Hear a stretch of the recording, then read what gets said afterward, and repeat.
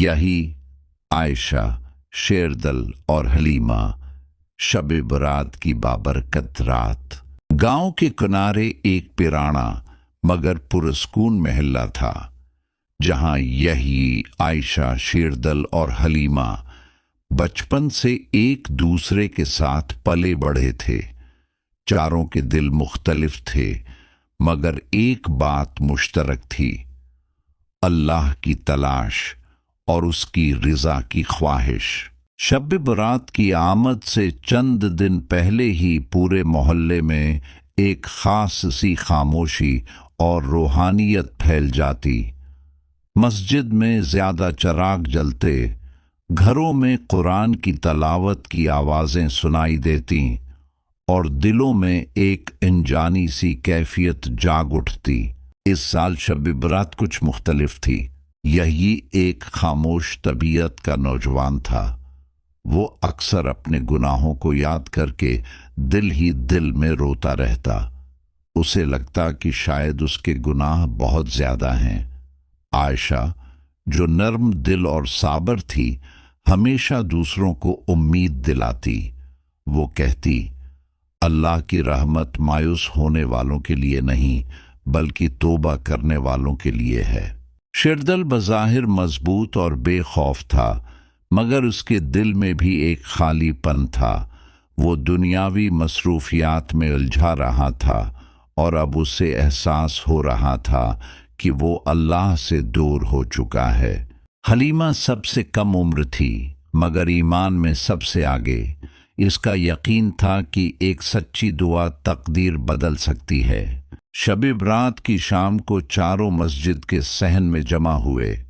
آسمان پر چاند پورا تھا، جیسے زمین والوں پر رحمت کی روشنی برس رہی ہو۔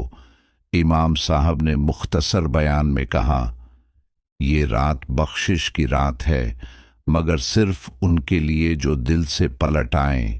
یہ بات یہی کہ دل میں تیر کی طرح لگی۔ نماز عشاء کے بعد چاروں نے ایک کونے میں بیٹھ کر فیصلہ کیا کہ وہ اس رات اکٹھے اللہ کی عبادت کریں گے، نہ دکھاوے کے لیے، نہ کسی رسم کے لیے، بلکہ صرف اللہ کے لیے۔ سب سے پہلے انہوں نے 2 رکعت نفل نماز پڑھی۔ یحیی کی آنکھوں سے آنسو بہہ نکلے۔ اس نے پہلی بار دل کھول کر اللہ سے معافی مانگی۔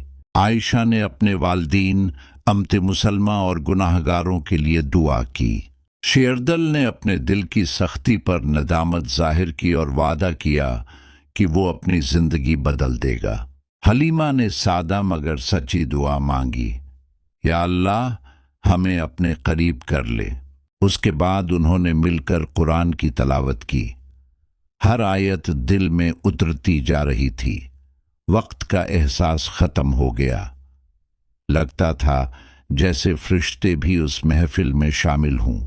آدھی رات کے بعد جب خاموشی گہری ہو گئی، انہوں نے تسبیح اور استغفار شروع کیا۔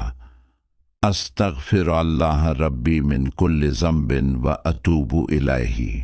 شیردل کا دل ہلکا ہونے لگا، جیسے برسوں کا بوجھ اتر گیا ہو۔ یہی کے چہرے پر عجیب سی طمانینت آ گئی۔ عائشہ کے دل میں شکر پیدا ہوا، اور حلیمہ مسکرا اٹھی۔ اسے یقین ہو گیا تھا کہ اللہ نے ان کی بات سن لی ہے۔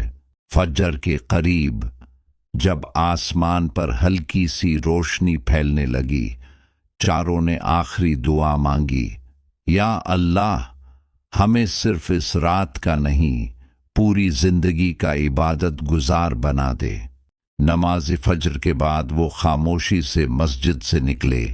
کوئی شور نہیں، کوئی بات نہیں، مگر دل اللہ کی یاد سے بھرے ہوئے تھے۔ اس دن کے بعد سب بدل گئے۔ یہی زیادہ پرامید ہو گیا۔ عائشہ نے نیکی کی دعوت کو اپنا مقصد بنا لیا۔ شیردل نے دنیا کے ساتھ دین کو بھی تھام لیا، اور حلیمہ وہ سب کے لیے ایمان کی روشنی بن گئی۔ شب برات کی وہ رات گزر گئی، مگر اس کے اثرات ان کی زندگیوں میں ہمیشہ کے لیے رہ گئے۔